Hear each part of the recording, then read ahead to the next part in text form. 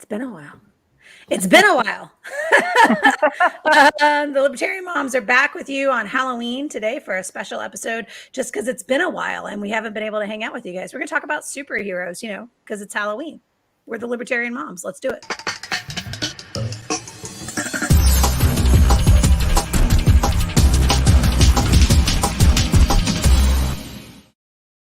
So I always get super annoyed when I turn on a podcast and they spend a whole bunch of time catching up about their lives. But I legit want to know what's going on with you guys because I haven't seen you in weeks. So real quick, because it's been a really busy weekend for me. How busy has this weekend been for you, Melissa? Is it like Halloween weekend? There's a whole bunch of stuff going on, or have you guys been pretty low key with not a whole lot happening? Yeah, no, we started watching Dune last night. Oh, how was it? We got 45 minutes left, and I'm really glad my husband has read the books and seen the other movies because he can explain things to me. Oh, is it difficult to understand? One, I was drinking, and two, I like to read the books. So I'm always thinking like there's got to be background on this. Why don't they explain? I want them to explain everything more. And have an 87-hour movie. I want all the exposition too. I'm the same way. Yeah. I'm the same way. What about you, Jess? Has it been a busy weekend? You came straight from church to the Libertarian Moms. I did because I needed. Amen and bless your heart. You needed some heart blessing. Yeah, I did. By the way, just side note, I found a T-shirt that says "Bless your heart." I bought it. Wear that to convention, right? Yeah, I'm gonna wear it. No, it's not been a super busy weekend. We had yesterday my nephew's 3rd birthday party. So we went to that and it turned into a mini oyster roast with a bunch of friends. A lot of folks I went to high school with and their kids. And so it was nice to catch up with everybody because we haven't all been together since COVID. So it was a good day. It was busy, but it was a good day, the good kind of busy. So, yeah, look, I like the packed weekends. I love having a bunch of stuff going on. And I like to be able to schedule things in within an hour of each other. I want to do it. I want to go balls out from the minute I get done with work to but this weekend's been really packed like that. Yesterday we were at Clemson all day for the Florida State game. And today we've got 2 ball games. Charlie's is at 1:00. Mine's at 4:30, but we're also having our friends over for Halloween to go trick-or-treating. And Friday night, Holly and I went to Dracula, the ballet with a bite, which is our favorite thing to do on Halloween is to go see the Dracula ballet. So that was really cool. We went ahead and got that knocked out, and we're both going to dress up like vampires tonight. So I'm currently in my Indigenous Peoples of Washington outfit. This is my Sunday costume that I wear every Sunday for the football games. But it should be a lot of fun. So let's talk about superheroes, because we originally put the superheroes on the list to explore sort of what they're teaching our kids and whether or not we think it's okay. But yesterday, once we started brainstorming on this, my family decided that superheroes are, in fact, libertarians. So I thought we could talk about why we think that's so. If you go out to parentingporcupines.com, you can find the show notes out there. But the items that we came up with, and I thought we'd just kind of work through the list. But the very first one, and this actually came from Holly, was that superheroes are vigilantes.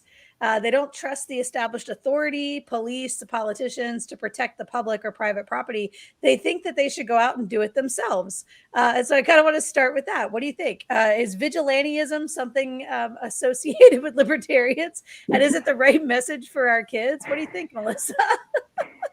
I don't know about vigilantism, but Spider-Man. Okay, so I love the Marvel Cinematic Universe. I don't read comic books because I want words. I don't want pictures. I just don't like the format. I love the stories.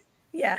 But Spider-Man in one of the movies, I don't know which movie, says if you can do the kinds of things I can do and the bad stuff happens and you don't stop it, you don't try to stop it, then it's on you. Because you had and whether it's watching someone else get bullied, watching people get profiled, whatever the situation, if you have the power to step in and change it and you don't, well, that's on you. Right. You have a responsibility to people. And we talked a little bit about this in the last episode, because we talked about boys will be boys and being willing to intervene and being willing to stand up for people who can't stand up for themselves. And some of that was part of the bullying conversation a couple seasons ago. So Jess, what do you think? Like, do you think that this superhero mentality of I have the ability to step in and therefore I should, is that one that is a good one for a lesson for our kids? Yes, because I think it's a lesson in anarchy. You know, a lot of libertarians are anarchists. Some are not. Some are minarchists. There are lots of archies, but even within our party. But I think that anarchy is a strong kind of undertone in that vigilante conversation, because anarchy is the absence of government. And if you have someone who's willing to step up and do these things, you don't need the government to do them, right? So I think that's kind of a good lesson in anarchy. Yeah, but so the question then becomes, if it's somebody who steps up to do it, that person is not elected. They're not chosen by the people around them, right? They're simply taking the initiative to do it. And so I think the fear a lot of times around a concept like anarchy is that the wrong people will fill the power vacuum. And not to say that election.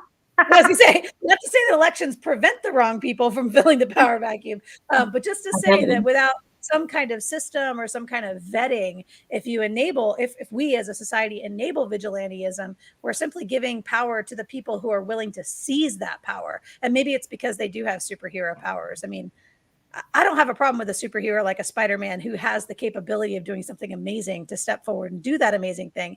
It's just that what governs him. And this is a central conflict in all of the Avengers movies, right? Civil War. Conflict is, yeah. This is the plot of Civil War. Yeah, just because you can doesn't mean that you should. And who governs the actual activities and the actual behaviors? And it's a tremendous amount of conflict in those superhero shows. Which is exciting. Yeah, but it also it leaves the rest of us to go, is that really what we want from our so-called civilized society? Is this kind of anarchy, to your point, Jessica? So that goes to this third one, though, because this third one is that superheroes are volunteers. Most of them don't get paid for the work that they do, right? Most of them are out there, putting their lives on the line, sacrificing themselves for others. A lot of times it's like for the rescue of a little kid. Like one of my favorite scenes in Spider-Man is when the minivan goes over the bridge and he goes like climbing down to get this kid out of the minivan. And like it's all this amazing tension where like the web is holding, and is he going to save this kid? And it's like, his view seems to be that the kid's life is more important than his own. And that kind of self-sacrifice, that sort of voluntarism, it's kind of a requirement, right? Like we believe in voluntarism in the Libertarian Party, right? Jess, we think that people should give of themselves and of their time. So talk a little bit about that as far as that hero representation. Well, I think you summed it up pretty well. Because we talk a lot, if you've watched the previous episodes where we've talked about teaching our children to be volunteers, to be the helpers, that is the theme. That is the conversation. If you have something to give, you should give it. If you have the ability to change something, you should work to change it. If you're a superhero with a superpower, you should use that to help other people in whatever way you can. So, I mean, I think that sums it up pretty well, right? Well, yeah, and I think to the point before about the anarchy conversation, right? If people took that voluntarism seriously and they stepped forward, wouldn't they be able to prevent the wrong or the bad actors from coming forward, right? Because they're willing to bring their good into the conversation. Yeah. What do you think, Melissa, about voluntary, our superheroes doing their voluntary work out there? They are, and I love it. But yeah, they're not waiting around for the government to take care of it. That's the problem with the government taking care of so many aspects of life. It's like, well, I don't need to help this person. The government there's a program, there's a house for them to go live in. The government has someone else is going to take care of it because they take my money and tell me they're taking care of it. So wash my hands. I'm good. And we were talking about this voluntarism in that if you have the capabilities, right? So a lot of times people aren't volunteering because they don't have the time. Some of that is because our time is taken by our full-time employment. We have to work 40 hours a week in order to be able to afford health insurance and our car payments and our house payments and all these kinds of things. We've sort of been trapped into this belief system that the 40 hours that we spend working for our family and then everything else is extra, right? So we have to give, there's a limited amount of resources that we have available to us. So one of the things that Holly brought up when we were talking about this was the millionaire status of some of our superheroes. And I kind of think of this on like the romance genre side too. Like if you have a billionaire in the conversation, he has unlimited access to resources. And it's that access to resources that takes away some of the questions like, why isn't he working in the middle of the day? Because he's Tony Stark. Yeah. Right, exactly. How is he able to build these amazing machines, right? Oh, right, because he's Tony Stark or he's Bruce Wayne, so he can, he has a whole weapons division. And so I wonder about that piece too. Do we have to be millionaires to be voluntary, right? Or to be volunteers? Do we have to have our resources covered in order to give more of ourselves? What do you think? No, but it helps. Or, you just got to get one involved and then everybody else. Because, I'm like, we don't have a lot of extra money. I give my time because that's what I have. Yeah. I'll give you a ride somewhere. I can't buy you a car, but I can give you a ride. Yeah. Success is the sum of all its parts, right? And so that's why it's important when we have conversations about charity and volunteering and things like that. It's important to note that not everybody has to believe in the same thing or support the same thing or give the same thing or give in the same way, because every part of giving is important. Everything that someone gives is important. If someone gives, an hour of their time and someone gives $100, those are equally important. If somebody gives 4 hours of their time and another person gives $5, those things are equally important because they all contribute to that end result, which is helping someone somewhere in some way. And so, I think it's important that they're all held important in the same kind of regard. I think you're hitting on something that's really sort of counterintuitive, right? Because what we think of from a competition perspective is that what I'm doing is better than what somebody else is doing. I'm doing more. I'm doing a greater effort. I'm giving more money. I'm being rewarded with a better version of the t-shirt because I paid more, right? I mean, we continually set up donations and volunteer work like it's some kind of contest.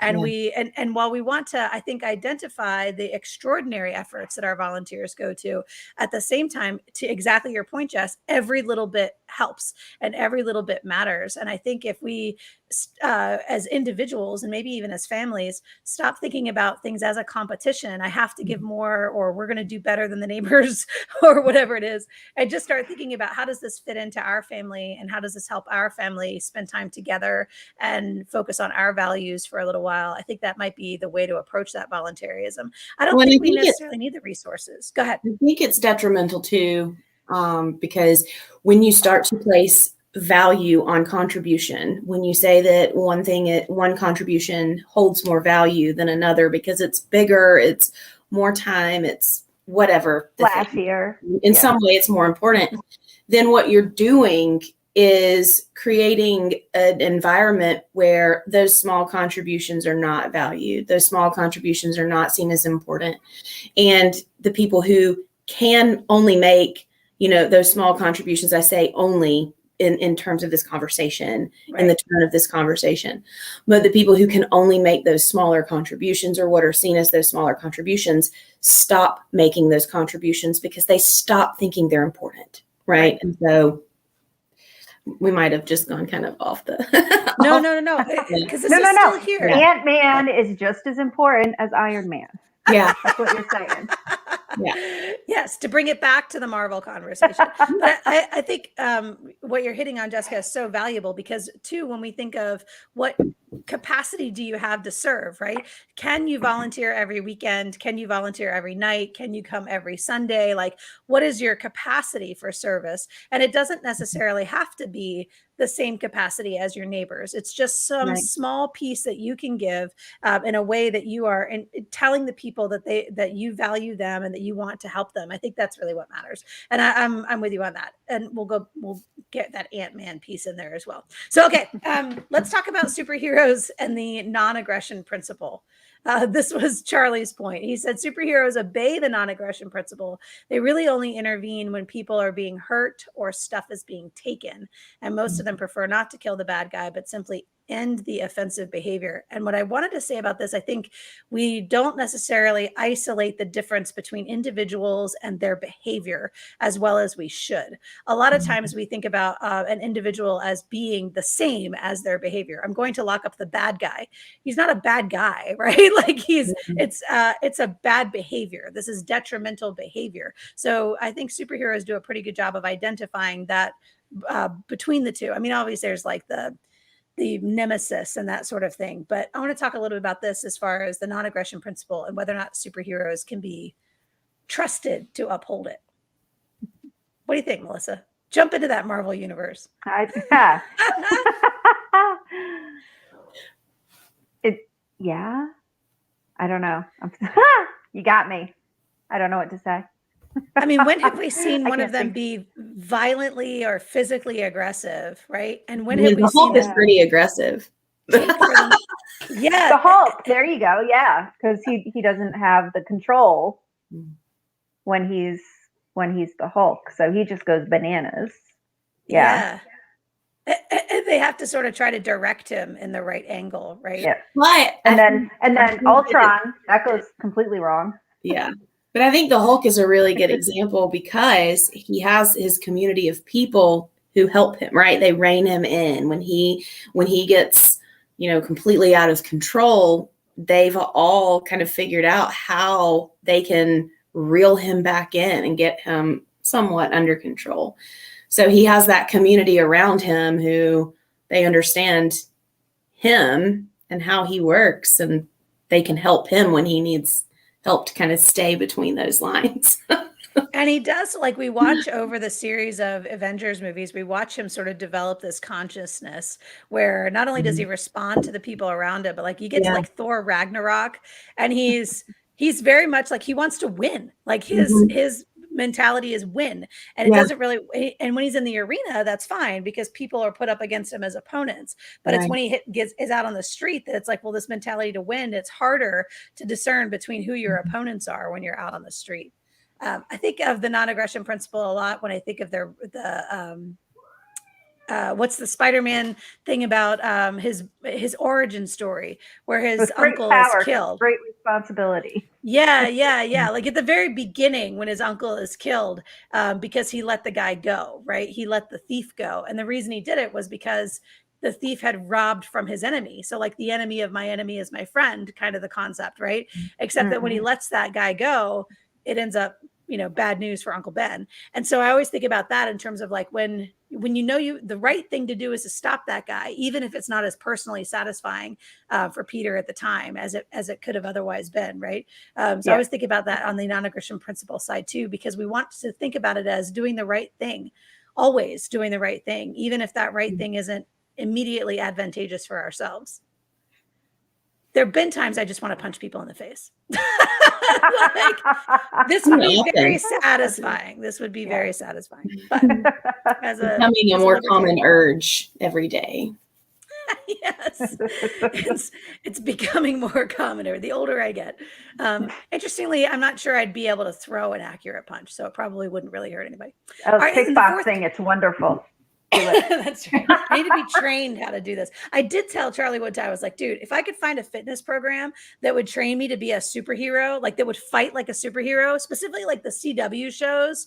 And we were watching. Find a Krav Maga class. I was looking for one. There aren't any in Columbia. And I was looking for, because I told him, I was like, dude, I would be all in that way too. If somebody were to like break into my house or try to physically harm me, I would have the confidence to know that I could just like superhero fight my way out of here. Specifically thinking about, what is it called? The Arrow. We were watching Arrow. We binged yeah. Arrow. We loved Arrow. And all those girls are such kick-ass fighters in Arrow that I was like, Yeah. "Ah, I'm in on this." So I don't know. We might believe the jury out on the NAP as far as superheroes are concerned. What about free markets? So superheroes are for free markets. If the public wants their service, they provide it. If somebody else can do it better than them, they'll get out of the way. What do you think? Superheroes for free markets? Yay or nay? Yeah. Yeah, I think that makes sense. I don't really know that I can elaborate on it, but it makes sense. We're watching Titans right now, and they've got this sort of like everybody knows the Titans exist in San Francisco. So there's this kind of idea that they're kind of the backup for the cops. But like then once the police show up, like the Titans can just get there faster and they can sort of contain the situation. And then once the police show up, the Titans step away. And I thought, isn't that an interesting relationship to have? It's like you're the first responder, but then you get out of the way. I don't know.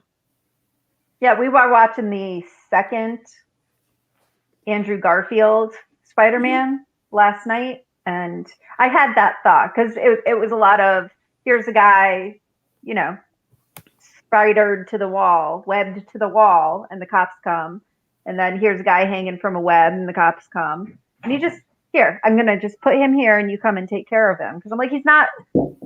These people still go through a trial. There's still a process. Yeah. I'm sorry. You're fine. But it's interesting on that too, that you bring that up with the Andrew Garfield one, because I was thinking about this in terms of The Incredibles. So with the Disney film, The Incredibles, you had a lot of this potential for the superheroes to cause a lot of destruction, right? And society didn't want them, and they kind of turned on them, and they put them into hiding. But then it was the government that hid them, right? And the government that cleaned up after them, because they went into this like sort of Secret Service protection agency mode, right? Which I thought was kind of interesting. But then Edna is my favorite example of a free market entrepreneur as far as that's concerned, right? Because she makes the suits. Yes, exactly. No capes. She's my favorite character of all the Incredibles. But she's a fashion designer who has her career in designing these suits, right? And then and when Mr. Incredible says he can't pay her for it, and she goes, "Don't insult me, darling." And you're like, lady, you got to get paid at some point, right? Who's paying Edna for all these suits? In that case, maybe she's the one that's the billionaire. So yeah, like she's just billing the FBI. Yeah, exactly. it's hidden in some spending bill somewhere. So some of our some challenges are superheroes. They don't usually take personal responsibility for their mistakes. A lot of times, there's a show on Amazon called The Boys that kind of takes superheroes in a very dark direction. And the premise behind the show is basically that this massive corporation has owns these superheroes. They have signed these individuals that have special powers to these contracts, and they give them an identity, they give them a costume, they put them out into harm's way. Well, of course, the only way to get more publicity is to have more drama, right? So they go around like basically setting fires and then sending their superheroes out there to fix the problem. And the idea here is like, okay, if a corporation is now benefiting from the market capability of these superheroes, this show is just fascinating. If you haven't watched The Boys, it's a fantastic take on superhero culture. But all that to say, like, the individual superhero doesn't frequently have to take responsibility for what he's done. If the building falls down, as long as everybody is safe, right? He doesn't have to pay for the building to be repaired. And this is never more clear than in like the Avengers films, where like basically New York City is destroyed by these aliens that come through this gigantic wormhole. And you like the whole time I'm watching it thinking, who's going to pay for that? Yeah. Who's going to fix That's what insurance is for. I get totally distracted by that. Like I'm like, insurance. That whole city got destroyed. Like, how many lawsuits are just waiting to be filed against the Avengers, right? Well, I mean, they didn't have to they could have just let the aliens destroy the city anyways. I mean, hero work is messy, right? But like when the Hulk goes on a rampage and smashes the college up, then yes, he did that. Yeah. But yeah, no. But that's what I think where Incredibles has this superheroes have to be held responsible, and people start suing the superheroes, but they individually don't have the resources to respond to those suits, right? So I thought that was an interesting conversation around that too. And then the other one was whether or not heroes are elitist. And this comes up a lot in the conversation around the Incredibles, because what you have in the Incredibles is a villain who wants to give superpowers to everybody. He wants to make everybody have the capabilities of flight and strength and these kinds of things. And yet he's very much looked down upon for wanting to share this technology with other people, partly because he's selling it to countries, right? That are like more than likely terrorists. Weaponized it. Weaponized it, yeah. Because he exactly. They're so weaponized. The intent is what distinguishes the superhero from the villain, right? Super villain, yeah. The free market decides whether or not you're willing to put up with these weapons, or whether or not individual flight can simply be a recreational thing, right? Imagine like the Green Goblin's hoverboard, and you could go and just buy that hoverboard and you could like cruise around. That would be amazing. Right. No traffic. Holly and I were talking about that on Friday. She's like, I think we should have more moving sidewalks in our life. Like, why aren't there more moving sidewalks? Why are they only at the airport? At airports, yeah. And I was like, I think it's because people are going longer distance at airports, right? I said, I'm not as interested in that as much as I am in like individual drone flight technology. Like if I could just like strap into my little drone and it goes up above my head and it carries me like a swing to wherever I want to go, and I can like pilot it around. That would be like way more fun, I think, than the moving sidewalks. It'd be amazing. But yeah, we're not. I wonder how far away we are from that. Let's get Elon Musk working on that. Okay, on a scale of 1 to 10, with 1 being we're vaguely aware that superheroes exist, and 10 being our Thanksgiving family drama is primarily between DC and Marvel. Where are you guys on the superhero spectrum? Melissa, what's your family like? Are they all in? Is this like a thing that you spend a lot of time talking about and thinking about? Or are you guys like somewhere in the middle? We are probably a 10. I'm looking this way because I have 3. They're probably 4-foot long boxes filled with comic books. It's just stacked up next to my desk. They're Brian's, they're not mine, but him and Will like to read the comic books. And we just watched all 5 old Spider-Mans to get ready for the new Spider-Man movie coming out. We've watched the MCU all the way through in both chronological order according to the storyline and in chronological release order, and compared how the story is different depending on which way you watch them. So we like our Marvels. I love everything about that. So if you guys are a 10, I would say our family's like an 8, because we've definitely done the MCU in chronological order through release, right? We spend a lot of time debating the merits and the drawbacks between DC and Marvel right now, because Holly and Charlie are big time into Batman. They love Batman. And so Holly knows all the Robins. She knows in what order the Robins came through. She knows the backstories of all of them. She rocks the Robins. Like if there's any kind of DC trivia, Holly's going to rock that Robin category. And and now we're watching Titans, right? But I'm probably less than they are as far as my commitment to these. I'm more interested in the story arcs and the characters. Like I like the special effects, but the 2 of them are all about the lore. Like they want to know from beginning to end, and they want to know where different stories fit in. They want to talk about whether or not a new version is equal to a previous version. Like they're all about that sort of lore. But Holly definitely wants to get into the comic books, and we don't have any. And so I would ask you and Brian, see if Brian can suggest to Holly or get her started in the comic book reading scenario, because she's all in on that. But I'm like you said this earlier. I can't read comic books either because I don't understand the pictures. And I've said this, but I don't know if I've said it on here before, but I've said it before on our radio show. I don't see what the picture is trying to tell me. I don't understand pictures the way I do words. And so if there's not enough words with the story, I don't understand the story. And I'll miss big gaps in a comic book because I won't have understood what the story was saying to me, what the pictures are saying. And I have a co-host on my radio show on Saturday mornings that's just like horrified that I'm this way, right? He's like, you're a pretty smart person. I don't know why you can't read a comic book. I'm like, I just don't read them. And because I don't, I'm not used to having to understand them, right? Like I'm not. Yeah, I don't look at the pictures long enough. I want to continue the story. I don't want to look at a picture. So I'll look at it, be like, there's two people facing each other. Okay. I'm not paying attention to this one's got this thing in his hand and he's pointing to this, which means something. I don't know. Or the facial expressions. Like, I won't notice that one of them is grimacing and the other one is smiling. You know, like I won't notice any of that stuff. Yeah. I'm the same I need way. words. Jess, what about you? You guys on a scale of 1 to 10, is your family like all in on the comics, or are you guys like vaguely aware that comics exist? No, I'd say we were a solid 7.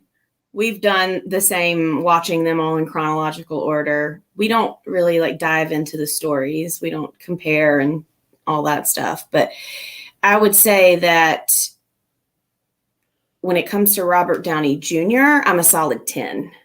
So Robert, if you're watching... See, that's how I feel about Tom Hiddleston. Loki is the best thing on the face of the earth. Yeah. I might have gone a little bit Doctor Strange crazy when Benedict Cumberbatch picked up the Doctor Strange. I might have got a little bit like, we are totally watching this from beginning to end and probably over and over again. Yeah, exactly. So I'll give you guys that. I'll give you that. Anything with him in it is wonderful. Yeah. All right, let's do a last little Halloween. Since today's Halloween, let's do a would you rather. You ready? Oh, actually, you know what? I want to talk about this first. So 2 weeks ago, this is going to take us longer than I expected to. And Charlie said, he's like, you guys are never done in 30 minutes. I'm like, we will be this time. But I want to ask you guys about this because about a month ago or so, DC announced that the latest Superman, who is actually Clark Kent and Lois Lane's son, is who is currently Superman, right? In the Superman universe, that who's currently serving as Superman. Number 1, he's bisexual, which is cool. And number 2, they have removed the branding phrase, the American way, from Superman's name. So Superman stands for truth, justice, and the American way, has always been the way they represented Superman. And now they've taken the American way out of this phrase, and they announced it. They put a press release out that this is what they were doing. And I heard on the radio a DJ just be like, I am done with DC. I can't believe they've done this. Superhero is quintessentially American. And then like my daughter Holly goes, Superman's an alien. So I don't see why he's not even human. Why does America get to own Superman just because he landed in Kansas? He happened to land in a cornfield. Right. Is that even a thing? Somewhere. Yeah. So do you feel that way? Like, are we gonna cancel Marvel or DC over this? Is this a mistake? Well, I guess. Because then I took it to my strategic management class and I asked my students, my business students, is this a mistake? Why is DC doing this? And is it a mistake? What do you think, Melissa? I think that depends on their internal sales numbers and who is consuming their comics. If it's 99% down home American, yeehaw, let's go America people, then yeah, it's a really dumb idea. Right. But if it's a worldwide global audience and they do half their sales in Asia, okay, well, that's not America. We have to include the whole world. Yeah. But Superman's my least favorite superhero. I don't think he doesn't have enough flaws for me. I'm like, he can do anything. Okay, and next. Boring. It is boring. I don't like him. He's too much of a hero. Yeah, I'm with you. What do you think, Jess? Is it okay to move the phrase "the American way" out of Superman? I don't know why that would be offensive. I really don't. I mean, you don't know why the American way would be offensive, or why? No, I don't know why removing it would be offensive. And I mean, not only for the reason that, Superman is an alien, he's not even American, but when I think of superheroes, I don't think of every superhero being an American, because they're not. Wanda is not American, right? If we're going back to Marvel, because Shang-Chi. we do Marvel, we don't do DC Yep. in our house. But I mean, Wanda's not American. Vision is not even human, right? Or is he? It's kind of like up in the air. Gray area. I mean, a lot of them are not. So I don't really know why that would be tied to superheroes. Being American would be tied to them. So that does not at all bother me removing it. Yeah, it doesn't bother me either. I'm with you on it.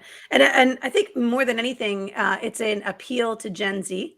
Gen Z is not as patriotic as previous generations, certainly not as patriotic as Gen X, since we were raised on Reagan's America and just say no and, down with the commies and all this kind of thing. But Gen Z doesn't have that same built-in patriotism that we have that was reinforced on 9/11. And there was I put another comment in the show notes too about 9/11. I mean, really a lot of the superhero culture is in response to kind of this 9/11 disruption and the way we sort of felt helpless afterwards. And then for the last 20 years, we've had just one right after the next superhero movie, as if we are creating some kind of religion that tells us that something is out there that's going to take care of us, that's going to protect us. Importantly, noting that something is not the government. Just put that out there. In fact, it's vigilantes and volunteers. Okay, let's talk Halloween. So here we go. Would you rather? Would you rather trick or treat on Sunday, which is today, actual Halloween, or Saturday, have gotten it out of the way last night, not have to worry about bedtimes and candied up kids on Sundays? Yes, I think I am absolutely, there's two things I will petition for. It is moving Halloween to like trick-or-treating Halloween to the last Saturday of October, and moving the Super Bowl to Saturday. Those are the two things. Those should both be on Saturday. I hate that the Super Bowl is on Sunday, but those are my two things. Okay, what do you think, Jess? Trick or treat on Saturday or trick or treat on actual Halloween? I'm a purist. Halloween. I want it on Halloween. I want it on the day.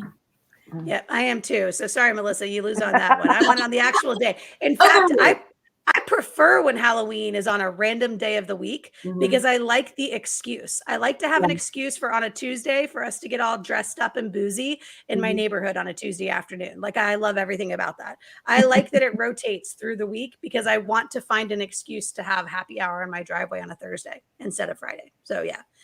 Sorry, Melissa, we're going to vote against you on that. All right, number 2, would you rather get masked up, right? Go out there and be wearing your mask and safe according to the Fauci guidelines, or trust that the outdoors and social distancing will occur and you'll all be safe anyway?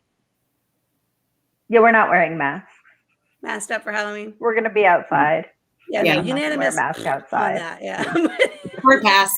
Hard pass. Yeah. Yeah. Last year we did a candy shoot. We built a candy shoot and people came up to the driveway and we just like put it through the PVC pipe down to them, but this year we're vaccinated. We're good.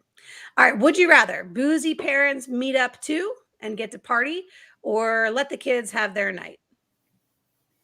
I think it depends on your kid's age, right? Like if your kids are teenagers, then, meet up. We've got some friends that they live in a neighborhood. It's a bigger neighborhood and they have a golf cart. And so they sometimes will, pair up and the moms will ride around on the golf cart with their beverages while the kids trick or treat, and they'll follow the kids around.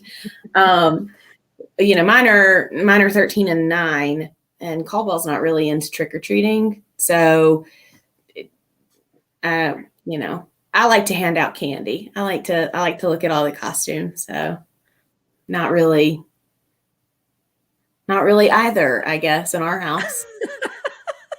What about you, Melissa? Boozy parent meetup or let the kids have their night? Well, I would like to have a boozy parent meetup, but I have no one to boozy parent meetup with in my neighborhood. So we just go trick or treating. Our whole neighborhood is boozy parents, and so that's exactly what we do. And our neighbors wander around. And my sister had a really good idea. She said, at the old neighborhood she lived in, they would have shot stations. So each family would like have a different shots at their driveway, and you like walk up to the driveway, and the parents all get shots, and the kids all get candy. And I was like, Nice. holy crap, that would be This amazing. is our first year trick or treating here, so I have no idea how many kids we're going to get or if anybody participates. The South is so weird. I lived in an apartment complex. An apartment. I grew up in an apartment. It was the best on Halloween because you go 3 feet between doors and you can get bags and bags and bags of candy in like an hour. Right. It's the greatest place to live on Halloween. Right. I got not one trick-or-treater. Yeah. In the 3 years I've lived in apartments in South Carolina. Like, they where come is to our everybody? neighborhood. The people in the apartment complexes, they'll come to our neighborhood and they park at the edge of the neighborhood, and then they just walk the whole length of our neighborhood and then get back in their car and drive home. Well, I think a lot of churches do, and obviously with COVID, they haven't been, but a lot of churches have little like fall carnivals or Halloween carnivals, and they do trunk or treats. And so I think, a lot of kids probably go to things like that too. Yeah, that's gotten to be less about going door to door and more about being part of these organized events because parents have to get all up in shit and organize everything. Okay. I'm just not for that. Like, I'm all for go into the neighborhood and ring the doorbells. And if the lights are off, they're not participating. And if the lights are on, then they are, right? So like, I feel like there's some, we didn't have to over manage. We forgot it's Halloween. We don't have any candy. Then turn your lights off. No, they just always have their light on, so they forgot. We've gotten that too at a couple places. Like trick or treat, they're like, oh, well, we don't have any candy. Our light's just on. Like, oh, well, it's Halloween. All right. What about this one? Steal your kids' candy or throw out half of it without them knowing. Why not? Steal it for your own consumption or throw out half of it without them knowing. Yeah, it's definitely community property once it comes into the house.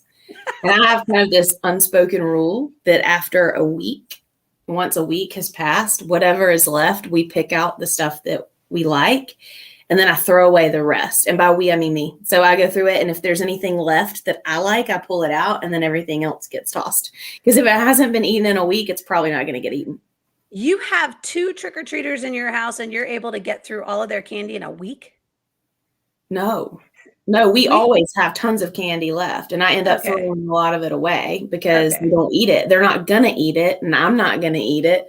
Yeah, but a week seems like so little time. Like, I guess that's like where my kids are allowed to have one piece a day. It was like a year. We were like threw Holly's out after a year. I was like, I think this is last year's candy. Dump. Here, go get more. Like, eat the good stuff. If there's any good stuff left, I'm talking about like now and later's Tootsie Roll Pops. Yeah, like stuff like that. The stuff that's left over, because usually all the good stuff is gone in a week. Yeah. So in a week.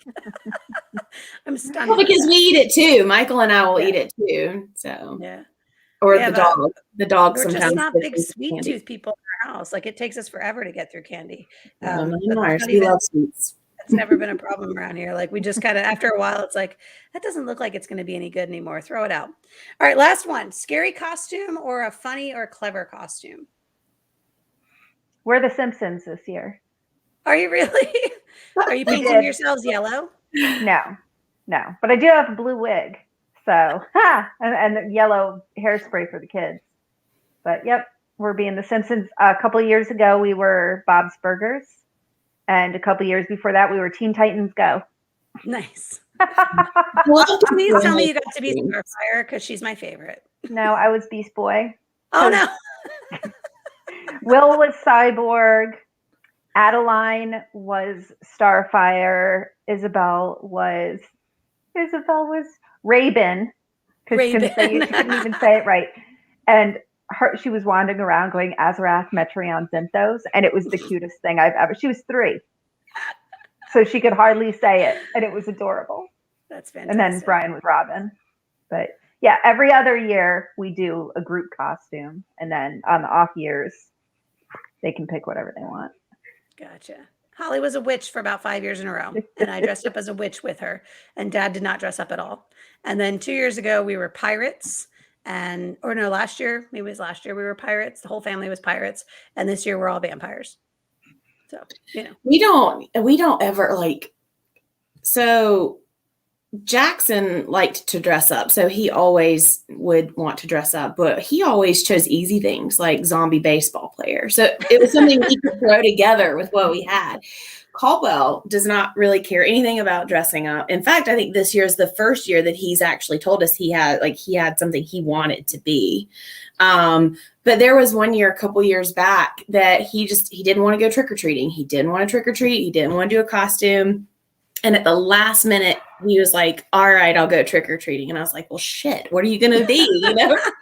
So I was like, well, I mean, I guess you could be a ghost. So we straight up rocked it old school, a white sheet with holes for eyes. And that's what he was. And he did one street. Like, all right, I'm good. Let's go home.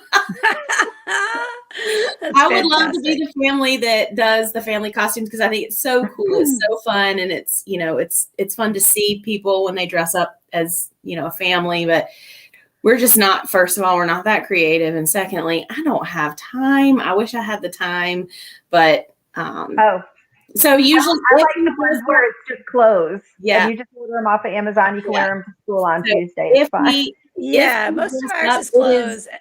It is very much whatever we have on hand. That's what we dress up as if we dress up. So, yep. Yeah, I have a witch's hat that I usually oh crap. There you go. I got my witch's hat. I'm a witch.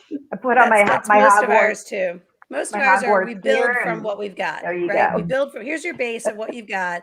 And then you can add little things like a hat or a scarf, some kind of extra to make it. But Holly and I keep Pinterest boards of costumes, and we get really excited about it. We were steampunks last year. That's right.